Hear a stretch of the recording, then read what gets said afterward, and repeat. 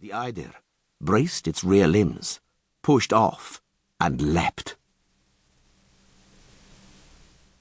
The little girl gave an ear-splitting scream. Rather than running away, she had frozen to the spot, and was screaming unremittingly. The Witcher darted towards her, drawing his sword mid-leap, and realized at once that something was wrong, that he'd been tricked. The man pulling a handcart loaded with faggots screamed and shot 6 feet up into the air in front of Geralt's eyes, blood spraying copiously from him. He fell, only to immediately fly up again, this time in 2 pieces, each spurting blood. He'd stopped screaming. Now the woman was screaming piercingly, and, like her daughter, was petrified and paralyzed by fear.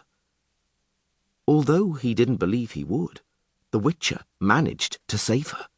He leapt and pushed hard, throwing the blood-spattered woman from the path into the forest among the ferns, and realized at once that this time, too, it had been a trick, a ruse. For the flat, grey, many-limbed and incredibly quick shape was now moving away from the handcart and its first victim. It was gliding towards the next one, towards the still shrieking little girl. Geralt sped after the eider. Had she remained where she was, he would have been too late. But the girl demonstrated presence of mind and bolted frantically. The grey monster, however, would easily have caught up with her, killed her, and turned back to dispatch the woman too.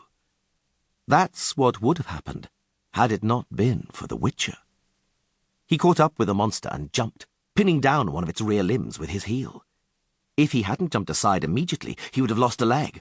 The grey creature twisted around with extraordinary agility, and its curved pincers snapped shut, missing him by a hair's breadth. Before the Witcher could regain his balance, the monster sprang from the ground and attacked. Geralt defended himself instinctively, with a broad and rather haphazard swing of his sword that pushed the monster away. He hadn't wounded it, but now he had the upper hand.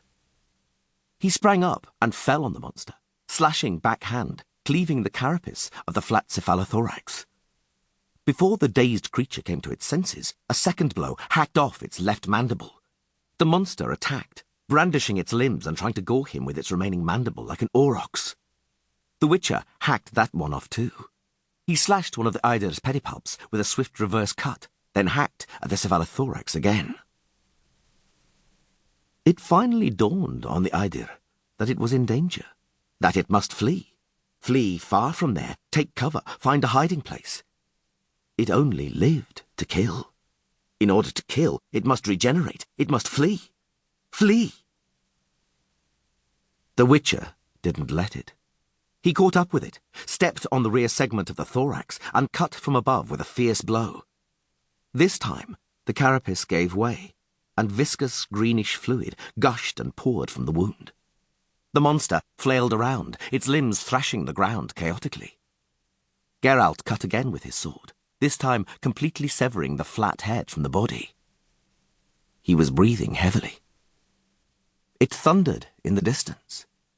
The growing wind and darkening sky heralded an approaching storm. Right from their very first encounter, Albert Smulka, the newly appointed district reeve, reminded Geralt of a Swede. He was stout, unwashed, thick-skinned, and generally pretty dull.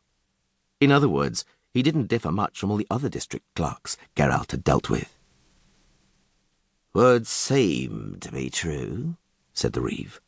"Not like a Witcher for dealing with troubles. Jonas, my predecessor, couldn't speak highly enough of you," he continued a moment later, not waiting for any reaction from Geralt. "To think I considered him a liar. I mean, that I didn't completely lend credence to him. I know how things can grow into fairy tales, particularly among the common folk. With them there's always either a miracle or a marvel or some witcher with superhuman powers. And here we are, turns out it's the honest truth. Uncounted people have died in that forest beyond the little river, and because it's a shortcut to the town, the fools went that way, to their own doom, heedless of warnings. These days it's better not to loiter in badlands or wander through forests. Monsters and man-eaters everywhere. A dreadful thing just happened in the Tukai Hills of Temeria. A sylvan ghoul killed 15 people in a...